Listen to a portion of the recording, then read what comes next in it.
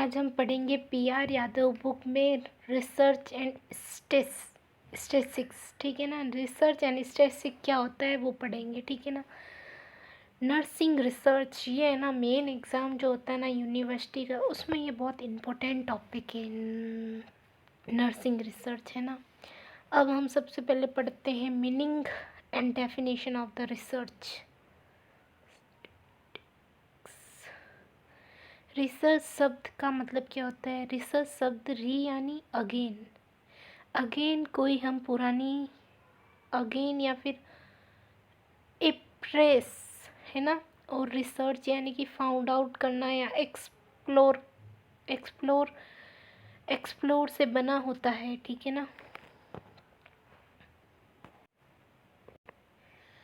Research शब्द का मतलब पता चल गया, री यानी अगेन, और रिसर्च यानी कि किसी चीज़ का फाउंड आउट करना या एक्सप्लोर से बना होता है, उसको रिसर्च कहते हैं। इसका अभिप्राय होता है पुनः खोजना या रिसर्च अगेन या एफ्रेसेस होता है, यानी कि किसी चीज़ पे वापस रिसर्च करना। जैसे कि हमने रिसर्च की कैंसर पे, कहना कि स्मोकिंग करने से कैंसर होता है या नहीं होता है, किसी ने सर्च किया, फिर हमारी रिसर्च हुई। एमएससी में होती है रिसर्च, तो हमने भी रिसर्च की कि भाई कैंसर होता भी है या नहीं होता है सिगरेट पीने से। तो ये हो गई अगेन कैंसर पे रिसर्च। फिर है रिसर्च एक साइंटिफिक, सिस्टमेटिक, कंट्रोल, ऑर्डरली और उद्देश्यपूर्वक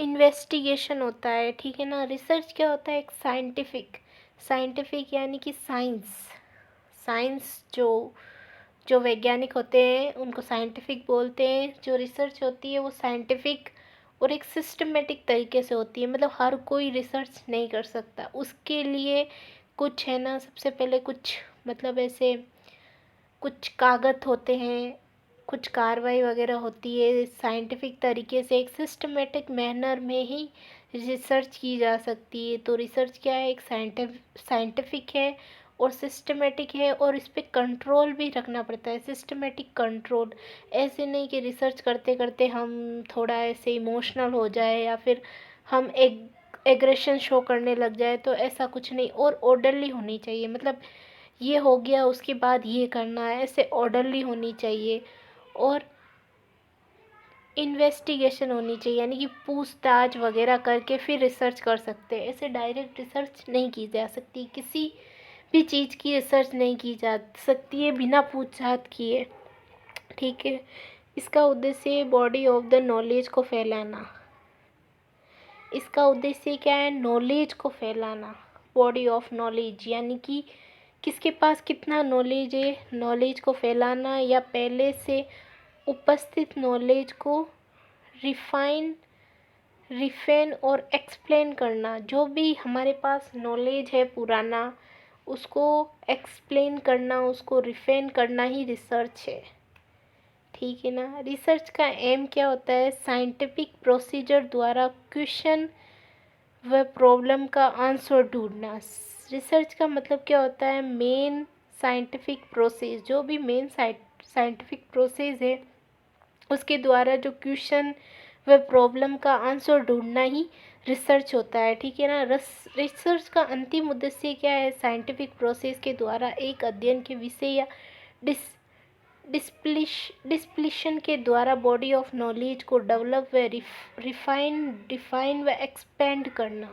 रिसर्च का अंतिम उद्देश्य क्या होता है? जो साइंटिफिक है उसके प्रोसेस को बताना, कि भाई साइंटिफिक कैसे रिसर्च कंडक्ट करते हैं उस प्रोसेस को बताना, और एक विषय और एक डिसिप्लिन तरीके से करनी चाहिए रिसर्च। और बॉडी ऑफ नॉलेज, और नॉलेज बॉडी से लेके हर चीज़ से लेके नॉलेज को डेवलप करना और रिफाइन और डिफाइन व एक्सपांड करना ही क्या होता है? रिसर्च होती है। ये थी रिसर्च, ये था रिसर्च, सिर्फ रिसर्च। अब हम पढ़ेंगे नर्सिंग रिसर्च क्या होती है। अभी तक पढ़ रहे थे रिसर्च, अब हम पढ़ेंगे नर्सिंग रिसर्च। नर्सिंग रिसर्च का ultimate purpose evidence based fact के आधार पर हाई क्वालिटी पेशेंट केयर देने के लिए नॉलेज को डेवलप व एक्सपांड करना होता है। नर्सिंग रिसर्च का जो अल्टीमेट पर्पस क्या होता है, एविडेंस बेस्ड फैक्ट के आधार पर हाई क्वालिटी पेशेंट केयर देने के लिए नॉलेज को डेवलप व एक्सपांड करना। मतलब कि नर्सिंग रिसर्च का मतलब यही है कि भाई अल्टीमेट पर्पस होना चाहिए, हमारे पास कोई पर्पस होना चाहिए। एविडेंस बेस यानी कि हम हवाओं में बातें नहीं कर सकते, हमारे पास मतलब एविडेंस होना चाहिए, सबूत होना चाहिए कि भाई ये रिसर्च इस चीज़ पे आधारित है। और हाई क्वालिटी पेशेंट केयर, और जब हम नर्सिंग में हैं तो हम किस चीज़ पे रिसर्च कर सकते हैं, हम सिर्फ इसी पे रिसर्च कर सकते हैं कि पेशेंट की केयर बढ़ानी चाहिए, तो कौन से ऐसे हाई क्वालिटी हम केयर देंगे पेशेंट की, जैसे उनकी जो हेल्थ है वो ज़्यादा इम्प्रूव हो, इलनेस कम हो। तो ये है नर्सिंग रिसर्च, और नॉलेज डेवलप हो, एक्सपांड करना होता है, ठीक है ना। INC 1986 के अनुसार नर्सिंग रिसर्च की डेफिनेशन है, नर्सिंग रिसर्च न्यू नॉलेज को आइडेंटिफाई करना व प्रोफेशनल एजुकेशन व प्रैक्टिस को इम्प्रूव करना तथा रिसोर्सेस का प्रभावी यूज़ करने का एक तरीका होता है। मतलब नर्सिंग का मतलब क्या है, नर्सिंग रिसर्च का मतलब क्या है कि भाई नई नॉलेज को है ना आइडेंटिफाई करना। जैसे कि कोई पेशेंट आया है तो उस पर डिजीज़ है, उसको कोई भी डिजीज़ है, जैसे कि समझ लो उसको कैंसर है, तो है ना उस कैंसर को हम जल्दी से जल्दी ठीक कैसे कर सकते हैं, क्या मेडिसिन दे जिससे ये जल्दी कवर हो, जो 1 महीने में ठीक होने वाला है उसको 10-20 दिन में कैसे ठीक करे, ऐसे रिसर्च करना ही कहलाता है, ठीक है ना। तो नर्सिंग रिसर्च न्यू नॉलेज को आइडेंटिफाई करना और प्रोफेशनल एजुकेशन व प्रैक्टिस को इम्प्रूव करना। देखो एक तो न्यू नॉलेज देती है नर्सिंग रिसर्च करेंगे ना तो न्यू नॉलेज मिलेगा, उसको आइडेंटिफाई करेंगे, प्रोफेशनल एजुकेशन बढ़ेगा, प्रैक्टिशनर जो हमारी प्रैक्टिस है वो इम्प्रूव होगी, और जो रिसोर्स का प्रभावी यूज़ करने का एक तरीका है, ठीक है। जो फ्लोरेंस नाइटिंगेल है 1820 और 1910 को फर्स्ट नर्स रिसर्चर, हम फॉरेन नाइटिंगेल को फर्स्ट रिसर्चर बोलेंगे, ठीक है ना। नोट्स ऑन द नर्सिंग 1859 में मनाया जाता है, ठीक है ना। फर्स्ट नर्स रिसर्च है और नर्स 1959 को मनाया जाता है। उन्होंने उन्होंने क्या किया, प्रथम बार क्राइमर वार के दौरान मोर्टिलिटी व मॉर्बिलिटी के रिकॉर्ड को रखकर नर्सिंग केयर में साइंटिफिक मेथड के इम्पोर्टेंट को समझा भी था उन्होंने, ठीक है ना। नर्सिंग रिसर्च दो मुख्य बॉर्डर डायग्राम से देखते हैं, क्या है, ए वर्ल्ड व्यू और जनरल परसेप्टिव ऑन द कंपेक्सिव ऑफ द वर्ड, जैसे कि पॉजिटिविटी पैरा डायग्राम व नेचुसिटी पैरा डायग्राम में कंडक्ट किया जाता है। जो रिसर्च है ना जो मुख्य दो में होती है कंडक्ट, ठीक है ना। पॉजिटिविटी पैराडाइगम क्वांटिटेटिव रिसर्च तथा कंसिटेटिव या नेचुरलिस्ट पैराडाइगम क्वालिटेटिव रिसर्च से संबंधित एसोसिएटेबल होता है, ठीक है ना। ये थोड़ा सा हम आगे पढ़ेंगे, ये दो टाइप की रिसर्च होती है, क्वांटिटेटिव और क्वालिटेटिव, ठीक है ना। अब हम पढ़ेंगे need and purpose of nursing research. क्या नीड है रिसर्च की और क्या पर्पज़ है रिसर्च के, ठीक है ना। Need and purpose of the nursing research, concept concept व तर्क वाक्य, प्रोविज़न को जनरेट व टेस्ट करना जिससे मिडल रेंज नर्सिंग थ्योरी बनती है। क्वालिटी नर्सिंग केयर एजुकेशन व एडमिनिस्ट्रेशन के लिए साइंटिफिक नॉलेज को डेवलप व रिफाइन व एक्सप्लेन करना। एविडेंस बेस्ड नर्सिंग प्रैक्टिसेस के लिए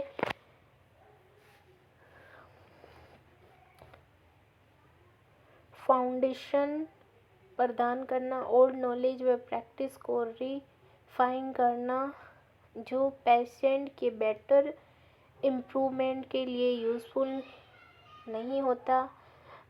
साइंटिफिक मेथड द्वारा नर्सिंग प्रैक्टिस एजुकेशन व नर्सिंग एडमिनिस्ट्रेशन से संबंधित प्रॉब्लम को सॉल्व करना।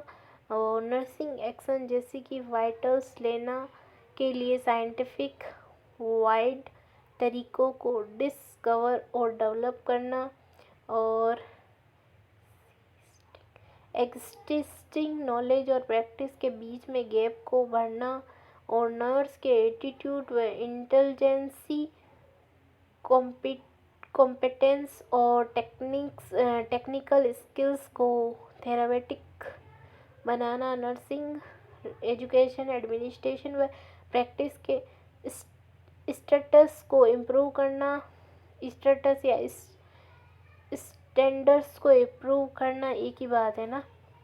और रिसर्च द्वारा कोस्ट इफ़ेक्टिव केयर को, जो नर्स है उसके द्वारा रिसर्च की केयर यानी कि रिसर्च के द्वारा क्या है, कोस्ट इफ़ेक्टिव केयर के तरीकों को ढूंढना। कोस्ट इफ़ेक्टिव यानी कि सस्ता होना चाहिए। टाइप ऑफ रिसर्च, अब रिसर्च कितने टाइप की होती है। रिसर्च को कई क्राइटेरिया के आधार पर क्लासिफाई करते हैं, जैसे कि क्वांटिटेटिव एंड क्वालिटेटिव रिसर्च। पहली है qualitative, capable of being conduct research. इस रिसर्च के लिए डाटा या न्यूमेरिकल फॉर्मूला में कलेक्ट किया जाते हैं। जो क्वांटिटेटिव होती है ना, ये फर्स्ट रिसर्च, इसमें क्या होता है, न्यूमेरिकल या फिर हम मतलब न्यूमेरिकल डाटा कलेक्ट करते हैं, यानी कि हमको जोड़ बाकी करनी पड़ेगी ऐसे।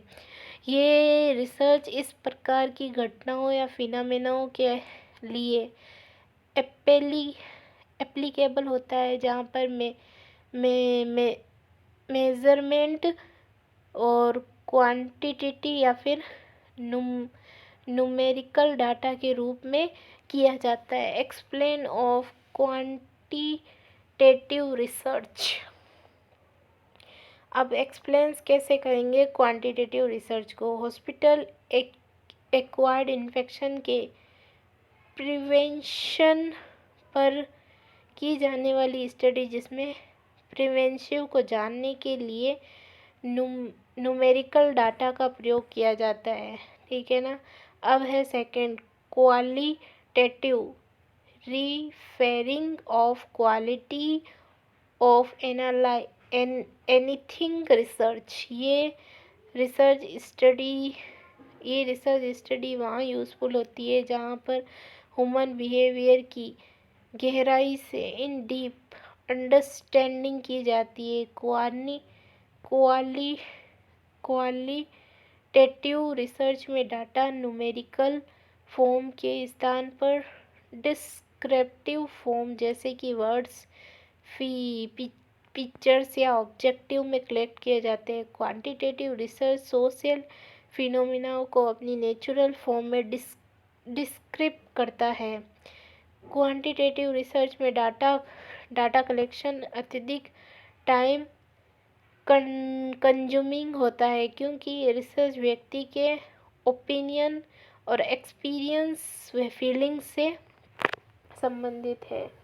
एग्जाम्पल ऑफ क्वालिटेटिव रिसर्च, किसी भी प्रकार के डिजास्टर के बाद विक्टिम द्वारा महसूस किए गए अनुभव पर की गई सभी प्रकार की स्टडी एक सेलेक्ट कम्युनिटी में एक वुमेन जिसने फीमेल पेट फेटिस्ट किया है।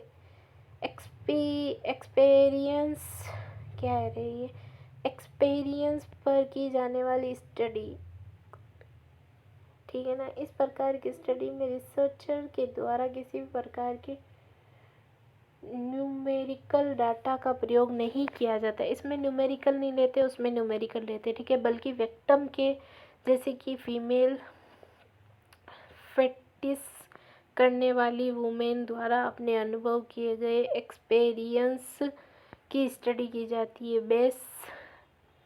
Basic and applied research. अब हम पढ़ेंगे basic and applied research. Basic research और फंडामेंटल और प्योर रिसर्च और बेंच रिसर्च। इस रिसर्च का प्राइमरी उद्देश्य या माइंड में बिना किसी स्पेसिफिक प्रॉब्लम या पर्पज के न्यू नॉलेज और थ्योरी को जनरेट करना होता है। इसका मेन एम इसके रिजल्ट के बिना किसी स्पष्ट इमीडिएट कंपेरिकल वैल्यू के केवल बॉडी ऑफ नॉलेज को एक्सपेंड करना होता है। जैसे एक पर्टिकुलर जियोग्राफी एरिया में एक टेरिबल पॉपुलेशन में स्ट्रेस से एडॉप्शन की एबिलिटी या नॉर्मल प्रोसेस को अंडरस्टैंड करने के लिए की गई इन डीप स्टडी कहलाती है। अप्लाइड रिसर्च क्या है? बेसिक हो गया, बेसिक यही था। अब है अप्लाइड रिसर्च। इस प्रकार की रिसर्च एक्सेटिंग प्रॉब्लम के इमीडिएट सॉल्यूशन पर फोकस्ड होती है। इस रिसर्च का प्राइमरी ऑब्जेक्टिव एविडेंस बेस या प्रैक्टिशनर के इमीडिएटली यूनिटेटरी के लिए प्रैक्टिकुलर यूज़ या फंक्शनल पर्पस का तुरंत सॉल्यूशन करना होता है। जैसे कि external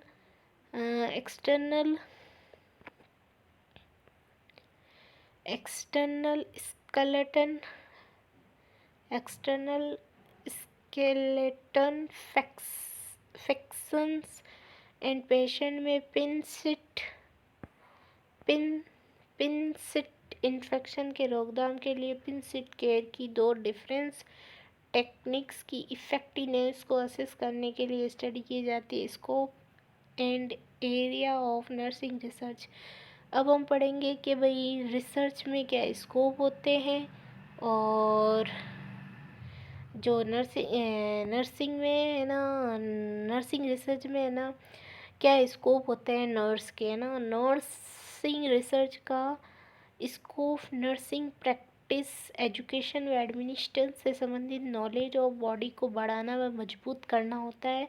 research in clinical nursing practice high quality व cost effective evidence based nursing practice केवल नर्सिंग रिसर्च द्वारा ही संभव होती है। क्लिनिकल प्रैक्टिस के क्षेत्र में नर्सिंग रिसर्च द्वारा नर्सिंग प्रैक्टिस के निम्न सब एरियाज को रिफाइन किया जा सकता है। Health promotion, maintenance, disease prevention, vulnerable groups, older people व मार्जिनेट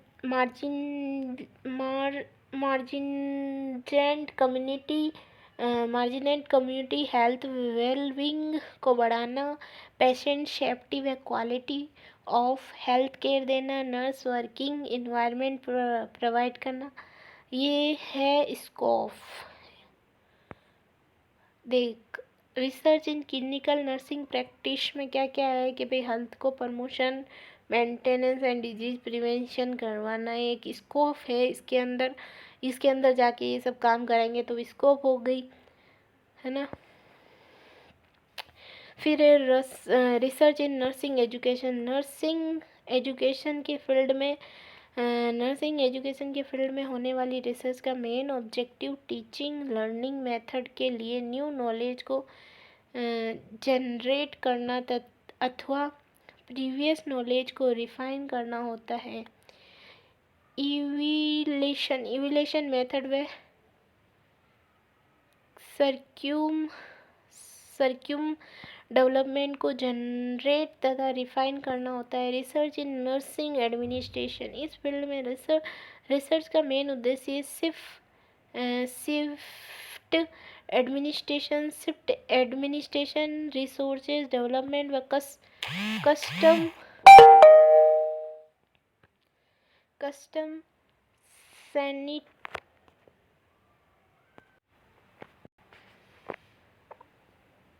कस्टमर सेंसिफिकेशन के लिए सर्टिफिकेशन, जो कस्टमर होते हैं उनके सर्टिफिकेशन के लिए विभिन्न एडमिनिस्ट्रेटिव मेथड को डेवलप और टेस्ट करना होता है। विभिन्न जो एडमिनिस्ट्रेटिव मेथड होते हैं या जो एडमिनिस्ट्रेटर मॉडल्स होते हैं उनको डेवलप और टेस्ट करना होता है। ठीक है। Concept of evidence based practice, use of scientific finding into practice, एक ऐसी कंसेप्ट जिसमें practice traditional opinion institution past experience या ब्रीफ के बजाय फिल्म साइंटिफिकली प्रूव्ड डाटा पर आधारित होती है।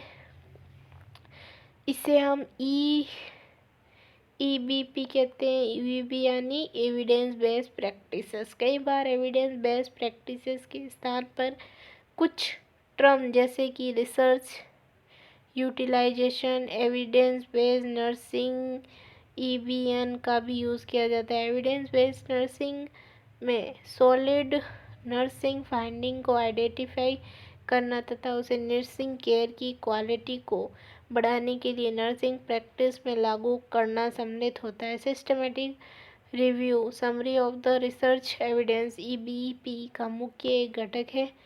पिवोट क्या